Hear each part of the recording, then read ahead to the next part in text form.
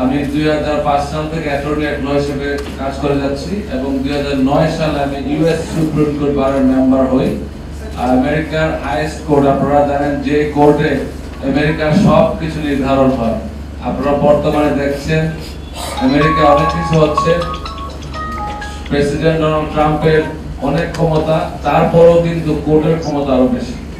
এটা হচ্ছে আমেরিকাতে বলে চেক এন্ড ব্যালেন্স, তিনটা সংস্থা, যে বিচার বিভাগ, আইন বিভাগ এবং এক্সিকিউটিভ ক্ষমতা।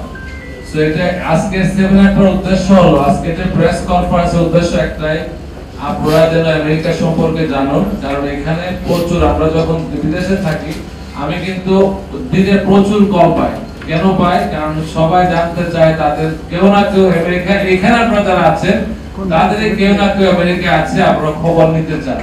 আর এই বর্তমানে আইন বিষয়টা খুবই জটিল এবং বিভিন্ন আপনারা সোশ্যাল মিডিয়ায় মিসইনফরমেশন পান, ডিসইনফরমেশন পান। যেহেতু আমরা অফিসিয়ালি কথা বলতে পারি, আমার ভেরিফাইড ফেসবুকে মাঝে মাঝে কথা বলি, তো সবার উৎসাহের কারণে এখানে আয়োজন করেছি। সো আমি প্রেস রিলিজ একটু ভালো করে পড়ে শোনাই, যদি আপনারা কেউ না পড়ে থাকেন দেন আপনারা প্রশ্ন করতে সহজ হবে। আমি ইমিগ্রেন্টস ইন্টারন্যাশনাল ডাইরেক্টর এবং ফাউন্ডার এবং বর্তমানে আমি চেয়ারম্যানের দায়িত্ব পালন করছি ইমিগ্রেন্টস ইন্টারন্যাশনাল আমেরিকান সংস্থা এটা। তো এটার পক্ষ থেকে যদি ইমিগ্রেন্টের যে কাজ করি, এজন্য ইমিগ্রেন্টদের নিয়ে বাংলাদেশে আপনি কথা বলবেন। আমি একটু ব্রিফলি বলবো। বর্তমান আমেরিকার যে এক্সিকিউটিভ আদেশ অনুযায়ী যারাই আমেরিকায় অবৈধভাবে বসবাস করছেন তাদেরকে দেশ থেকে বৈধ উপায়ে ফেরত পাঠানোর ব্যবস্থা হচ্ছে। বৈধ উপায় কি? তাদেরকে গ্রেফতার করবে, তারপরে তাদেরকে আইনের আওতায় নিয়ে আসবে, হিয়ারিং হবে, তাদেরকে হয়তো বের করবে। যাদের অর্ডার হয়ে গেছে অলরেডি যে আমেরিকায় তারা থাকতে পারবে না, অর্থাৎ তারা কোন সময় অ্যারেস্ট হয়েছে, তাদেরকে কোর্টে গিয়েছিল, এখানে একজন অ্যাটর্নি আছে, লয়ার, বাংলাদেশি অ্যাডভোকেট আছে। সো যারা অলরেডি ইমিগ্রেশন কোর্টে ফাইনাল অর্ডার হয়ে গেছে তারা কিন্তু চলে আসতে হবে, যদি তাদের কোয়ালিফাইড পিটিশন না থাকে।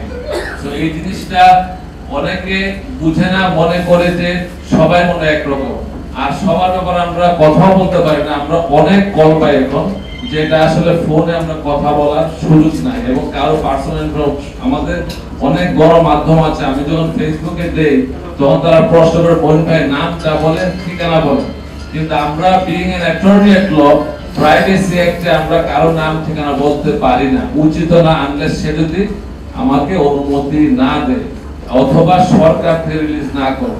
তো বর্তমান যে পরিস্থিতি হচ্ছে, যারা এখানে অবৈধ আছেন তাদেরকে একটা প্রক্রিয়ার মধ্যে নিয়ে আসার চেষ্টা হচ্ছে।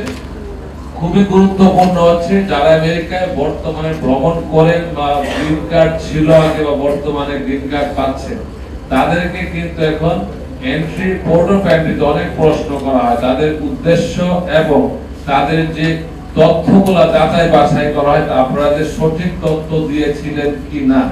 যদি আপনার পোর্ট অফ এন্ট্রিতে পাওয়া যায় যে আপনার তথ্য আর কথার মধ্যে মিল নাই, আপনাকে আমেরিকায় ঢুকতে নাও দিতে পারে। এটা ভেরি ভেরি ইম্পর্টেন্ট, স্পেশালি স্টুডেন্টদের ক্ষেত্রে যারা আমেরিকাতে লেখাপড়া করতে যান বা যেতে ইচ্ছুক। অনেকে কিন্তু আমেরিকা যাওয়ার পরে কাজ করে, কাজ করাটাই স্বাভাবিক, কারণ স্টুডেন্টরা যায় তারা চলবে কিভাবে। এখানে আমরা বুঝি যে অনেক মধ্যবিত্ত পরিবার তারা আমেরিকায় যায়। আগে কোভিড পূর্ববর্তী কোভিডের পরবর্তীতে এই প্রসেসটা খুব শিথিল ছিল, কিন্তু কোভিডের পরে থেকে এখন বর্তমান প্রশাসন আসার পরে তারা কিন্তু এটা খুব সূক্ষ্মভাবে তদন্ত করবে। তা আমার কথা হলো, আমরা এখানে বসার উদ্দেশ্য হলো যে আপনারা একটু সতর্ক থাকবেন, আইন ভঙ্গ করবেন না, রেসপেক্ট দ্য লজ। আমরা যেমন এই দেশে আইন মানি, আমরা বিশ্বের সব দেশে আইন মানার চেষ্টা করব এবং আইন মেনে চললে আপনার কোনো সমস্যা নেই। আর নির্দ্বিধায় বলতে, যারা আমেরিকার নাগরিক আছে, যদি সত্য তথ্য দিয়ে নাগরিকত্ব পেয়ে থাকেন তাদের ভয়ের কোনো কারণ নেই। আপনারা হেডলাইন হতে পারে একটা জিনিস, যে বর্তমানে আমেরিকায় অপরাধীদের অভয়স্থল না। আপনি একটা দেশে খুন করে, রাজধানী করে, মারামারি করে আপনি আত্মসাৎ করে চলে গেলেন, আমেরিকার কোনো জায়গায় ঠাঁই পাবেন এরকমটা হবে না। এই দিন শেষ। সেই ক্ষেত্রে আপনাদেরকে বুঝতে হবে, হেডলাইন হতে পারে যে আমেরিকা অপরাধীদের অভয়ারণ্য আর নাই। এটা বর্তমান সরকার খুব ভালোভাবে ক্লিয়ার করে দিয়েছে। যদি একটা অ্যাক্ট করেছে বর্তমানে, এটাকে বলে লেকেন্স-রাইলি অ্যাক্ট। লেকেন্স-রাইলি অ্যাক্ট এটা কিন্তু আমেরিকাতে প্লি বার্গেনিং বলে একটা কথা আছে। কোনো অপরাধ আপনাকে যদি অভিযুক্ত করা হয়, বড় অপরাধ অভিযুক্ত করা, ছোট অপরাধ আপনি স্বীকার করে চলে আসলেন, সাজা কম হলো। কিন্তু আমেরিকাতে বর্তমানে আইনটা হচ্ছে এরকম, হয়তো আপনার ক্রিমিনাল কেস শেষ হয়ে যাবে, আপনি হয়তো চলে আসবেন, কিন্তু ইমিগ্রেশন আইনে আপনাকে ডিপোর্ট করে দিতে পারে। এবং এটা হচ্ছে, এমন না যে অনেকে বলবে আপনার ভয় দেখাচ্ছে, এটা হচ্ছে। আরো ক্লিয়ার করতে চাই, আজকের প্রেস কনফারেন্সে আমার কোনো ব্যবসায়িক উদ্দেশ্য নাই, আমার শুধু নৈতিক দায়বদ্ধতা থেকে। কেন নৈতিক দায়বদ্ধতা? আমি বাংলাদেশে লেখাপড়া করেছি, আমি এখান থেকে ল পড়েছি, বিনা পয়সায় পড়েছি, কিন্তু আমেরিকা যাওয়ার পরে আমাকে মোর দেন $100,000 টিউশন ফি দিয়েছি সরকার, মানে ইউনিভার্সিটিতে। প্রত্যেক ওই দেশে লেখাপড়া খুব এক্সপেন্সিভ, 1 কোটি 2 কোটি টাকা লাগে শুধু ল পড়তে। এখন বর্তমানে 3 কোটি টাকা ল শুধু পাস করতে। সো এই দায়বদ্ধতা থেকে এই দেশে যে আমরা ঋণ, দেশের কাছে আমরা সবাই ঋণী, এই ঋণ পরিশোধ করার জন্য মাঝে মধ্যে আসি, দেশে আমরা ইনভেস্ট করি। আর আজকে একটা ট্রুলি একটা যদি হিউম্যানিটির কারণে, কারণ আপনারা হয়তো বিদেশে বাচ্চা বড় দিচ্ছেন, অনেকে করুন কাহিনী হচ্ছে কি, একটা ছেলে মেয়ে যদি আমেরিকা যায়, মা বাবা মনে করে তাকে আমেরিকা পাঠিয়ে দিচ্ছে, তুমি ইনকাম করে টাকা দাও। সে কিন্তু স্টুডেন্ট, সে কিন্তু টাকা ইনকাম করার যোগ্য, সে এখন না, সে করতেও পারবে না। আর যদি করে ধরা পড়লে তার আইনটা বাতিল হয়ে যাবে। আইন বাতিল হলে সে জেলের সম্মুখীন, বর্তমানে জেলে যেতে হবে। সো আপনারা যদি স্টুডেন্ট ভিসায় কাউকে পাঠান, মেক শিওর করবেন সে যেন অনুমোদিত কাগজ ছাড়া কাজ না করে, তাদেরকে প্রেসার দিবেন না। আপনারা যারাই মনে করেন ইউরোপ আমেরিকায় লোকজন থাকে, তারা মনে হয় শুধু ডলারের উপর ঘুমায়, সবাই কিন্তু এক অবস্থায় নাই।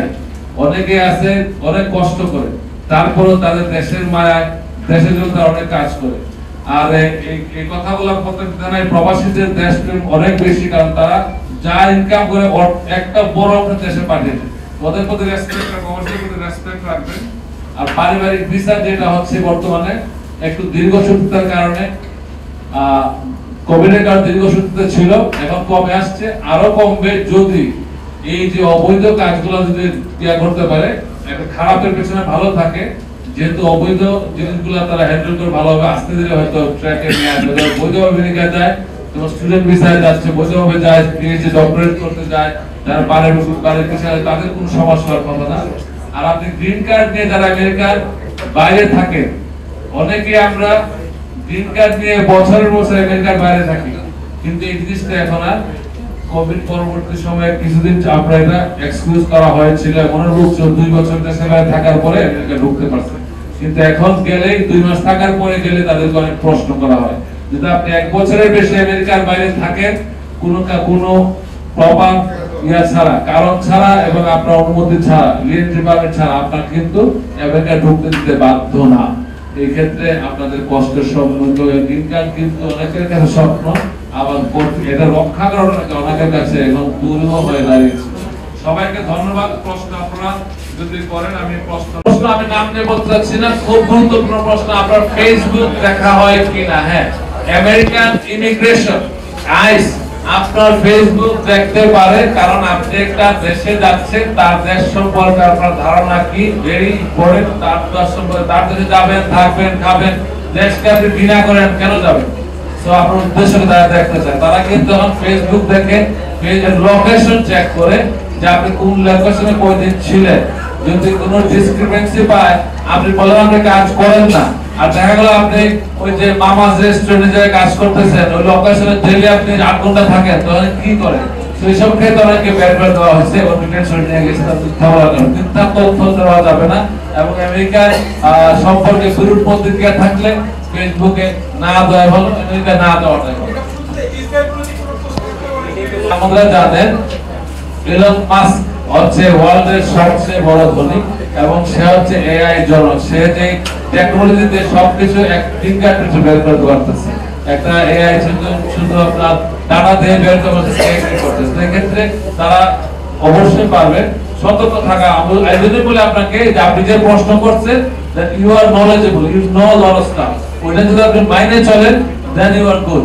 আপনি চাইবেন যে যে দেশে যাবেন সেই দেশের পলিসি অলওয়েজ ফলো করবেন। আমি সিঙ্গাপুর গেলে আমি কিন্তু বাংলাদেশের মধ্যে চলবো না, সিঙ্গাপুরের মধ্যে চলার চেষ্টা করবো, তাই না? সো সেইভাবে চেষ্টা করবেন যে দেশে যান সে দেশের ল মানতে এবং সে দেশের সাথে